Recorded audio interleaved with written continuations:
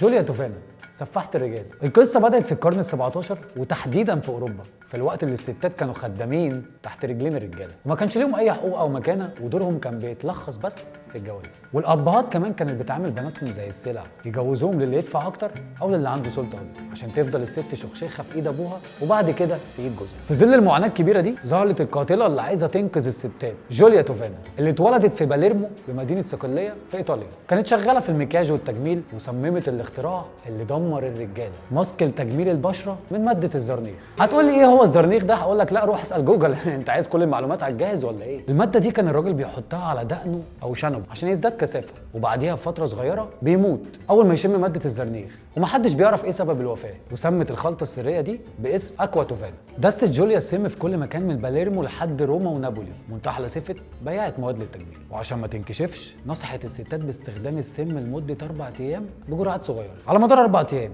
وقالت انها بكده بتساعد الستات اللي مش سعيده في حياتها. اكتر من 50 سنه جوليا بتبيع السم وقتلت اكتر من 600 راجل، لحد ما اعترفت عليها واحده ست كانت بتشتري السم منها عشان تقتل بيه جوزها، وحطته له في الشوربه قبل ما ضميرها يصحى وتعترف له ان هي حطت له سم في الشوربه. جوزها حبسها في البدروم واجبرها على الاعتراف على جوليا وكل اللي عملته في الرجاله. لما جوليا عرفت جرت على الكنيسه تستخبى فيها عشان يهاجم كل الرجاله الكنيسه ويسلموها للسلطات بنفسهم. انتقلت جوليا بعدها لسجن سري، وهناك اتعرضت لكل انواع التعذيب، وبعد تعذيب طويل بدات الاعتراف بجرائمها، واعترفت انها قتلت اكتر من 600 راجل وادت سر الخلطه لناس كتير قوي، عشان تقرر ساعتها السلطات البابويه اعدامها سنه 1659 في ساحه كامب دي فيوري في روما، ومعاها 3 مساعدات ليها وشويه ستات ارامل اعترفت عليهم لما كانت تحت التعذيب، عشان تظل جوليا توفانا سفاحه الرجال المخفيه. اكتبوا لنا في الكومنتات، هل جوليا توفانا سفاحه وجانيه ولا مجني عليها ومظلوم؟